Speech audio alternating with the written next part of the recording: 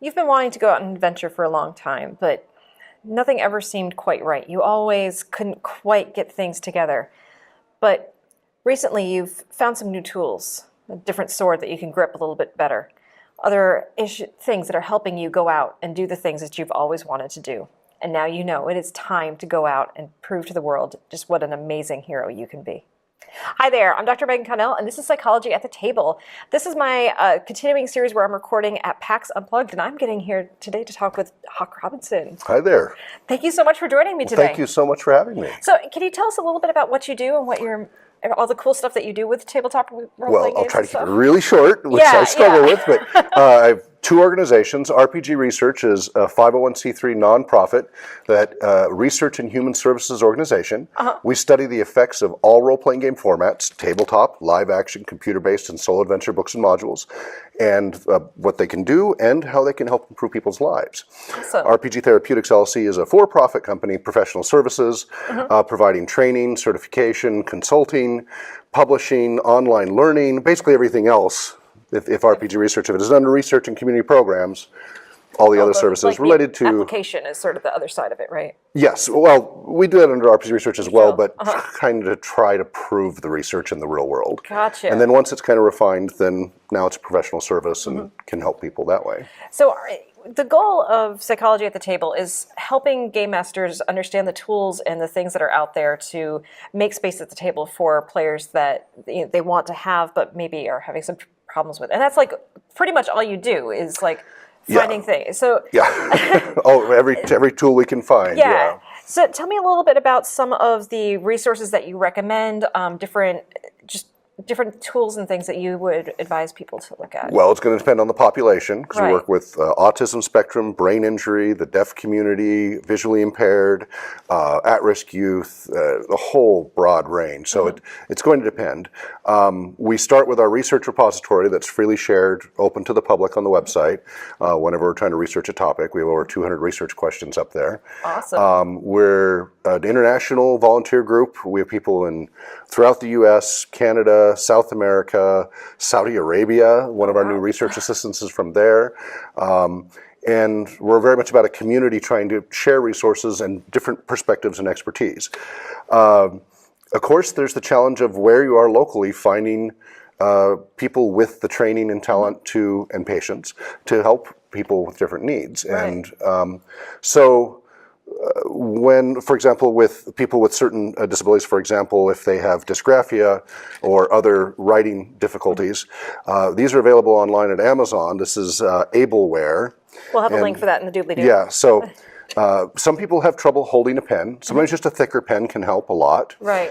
If that's not enough, this gives a little bit more stabilization for a pen or pencil for writing the character sheets. It could also be like if you have hand tremors or something. Yeah, cerebral palsy, muscular dystrophy, dysgraphia, all these different types. This can help give you a little more grip and be able to write better. If it's really profound, then this actually sits on the table and you get to slide it along, and it gives you great stability. That's from Ableware. So you can find those on Amazon, but you have to know what you're looking for. Right. We list all these things on the website as we find them, and we there'll be a link to that too in the doobly-doo. Braille dice from the Dots RPG project. These are these wonderful, so we got 6-sided, 20-sided, all different kinds. And these are really cool. Yeah, and they're in Braille, and they do provide a way to decode them. You can actually learn a little bit of Braille. They have a little card. Yeah, I think if you didn't have that, then like I rolled another 20. Yeah, exactly. And also, even something as simple as just a dice tower, because not everybody has strong grip and can shake the dice because of different impairments. So if their functioning isn't great, as long as they can at some level pick up the dice and drop it. Now, for these Braille dice, you want to get a larger dice tower. Right, because it would get stuck in that. Right, but you can use the regular size. And then it rolls it for them and contains it so it doesn't shoot across the table. Right. So if they have spastic muscle control and such, this helps a lot with that too. That's awesome. Yeah. Now, one of my things is like I want to see more research on how tabletop role-playing games can be awesome. Yes. In 2004, when I did a literature review, there were maybe 60 studies out there, and that was pushing it. Yeah. A lot of them were to disprove the negative stereotypes about gamers, and they were mostly correlative. But they did point to some really interesting potential. People were saying, role-playing gaming will make you commit suicide. When you looked at it, you found the suicide rate for gamers was lower than their peers. Yeah. What's about that? When they said it will make you more violent and homicidal because of all the violence in the game and such. They did a bunch of studies. There have been multiple studies done on that. And gamers on the whole are less violent, lower levels of criminality, lower levels of psychoticism, which is a predictor for violence. Yeah. What? That's interesting. Now, we still haven't proven causality there. Right. When we just seen, well, were they already lower violence and they're drawn to the game and it's a place for them to exercise their social skills, etc.? Or is there something in the outlet? Some people argue the kind of dead theory of catharsis. So, people really debate that, whether that's a thing. But there's something there. There's some very statistically significant correlations, and they completely disproved the negative. So that was good. For the research that they were trying to do, they disproved the stereotypes. And then people started to do some case studies and went, hey, I was able to help this schizophrenic adolescent youth overcome depression and suicidality and their anger towards their father, reduce medication because the exercise of practicing going into fantasy and reality back and forth helped them differentiate better. So, but those are case studies, right? And case studies are problematic. And slowly those have grown. And now, since 2004, we've started to see some controlled studies here and there popping up. I get emails all the time for people working on their master's and doctoral theses going, hey, do you have any information I can use? Because I want to do this for my final project. Yeah. And luckily, we're getting a growing body of that. And I think that would be a question I have is, so let's say we have some graduate students watching this right now, and they want to do research in RPGs. How do they get their advisor and their professors on board with this? You want to show as much literature review as possible, and we try to make that easier. So this online platform is a content management system. We're still moving from our old site to our new site, but our old site has over 3,800 content items. So one 20-page essay is a content item. And we have 3,800 of them that we've gathered from all the school databases. We searched through them. And a lot of these are really hard to find. Yeah. And websites and people who've submitted to us personally from their school projects and whatever that didn't get published in a journal, so you wouldn't find them in the database necessarily. Right. But they got approved, they passed through, they got their dissertation, all of that. They sent us copies. And so we put all of that there and we share it freely. Now, some of it because of copyright, because it did come through journals, all we can do is give you a title, name, and where to go get it. We're trying to solve that by having our research assistants write literature reviews of each individual one so that then you've got more information available, and then you can still go to the paywall if you need to. Yeah. So start with, if you go to our site, there's a research section. You can go to old archives or the new one. Also in the right-hand corner of our site is a search box, and it searches PDFs, Word documents, all of it for all the keywords you're looking for. And we're slowly curating by topic too. Very cool. If one of the things I'm thinking of too is just like to even get their professor interested in looking at what literature there is, what would be some things, like I'm kind of thinking that it hasn't been studied as much, so the ability to publish and show something groundbreaking could be huge. Right, the opportunity for new research rather than just the same old is great there. We have over 200 research questions on the site, so if you're looking for an idea, like you want to do something with gaming, but you're not sure about a specific topic, every time we come up with, we'll do research, and that always triggers new questions. We answer a few things, and now we have 5 more things. We add it to this list that says research questions, and that we want answered. We don't have the answers, and hey, why don't you take that on? And that's under the research section of the site. And it's a community. We have a Discord channel, so people post questions there, and of course Twitter and everything else. So, and I'm all about community and open source and sharing. So.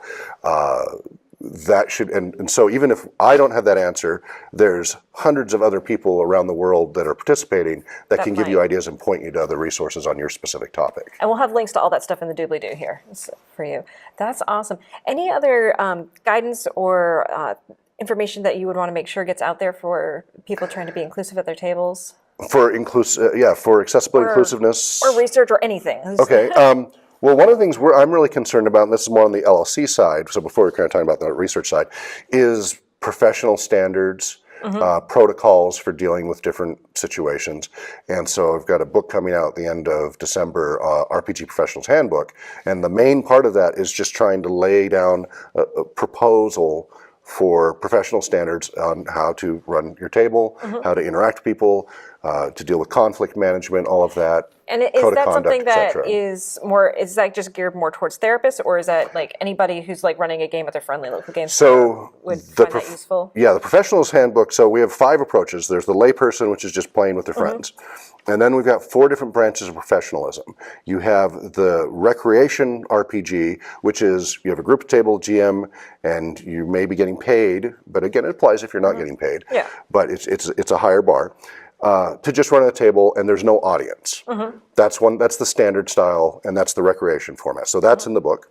Then there's the entertainment type, which is where you are streaming or you have an audience of some type. You're going to run a game differently, and you have different requirements for that.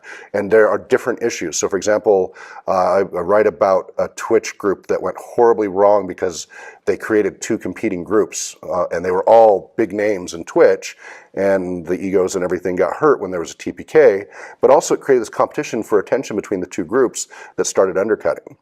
So these are things you have to take into account in a different entertainment setting you would never run into at the game table in a normal recreation setting. So that's another approach that is covered. Here's the caveats, here's what to watch for. The third one is educational settings, whether it's just regular schools and you want to enhance the learning experience, which the research shows role-playing gaming from a neuropsychology and neuroscience perspective, the layering, the self-referencing, all these effects really enhance learning and recall and long-term benefit for learning.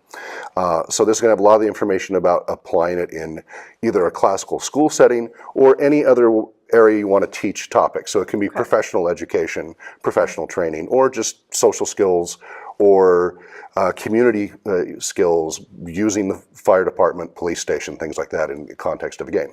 But any kind of learning specific to that. And then there's the therapeutic level. And then that's going to be dealing with specific populations' needs and a lot of the considerations you have to take in the adaptations, the agencies you might want to talk to.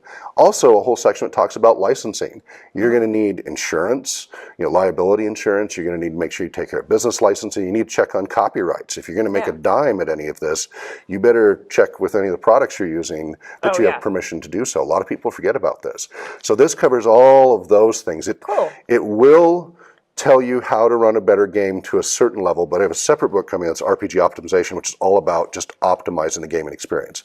And when people want to find more information about those books, your website? RPG Research will announce all of that. The publishing is rpgpublishers.com, but that's a pretty static site. So RPG Research will always we have a whole new section there.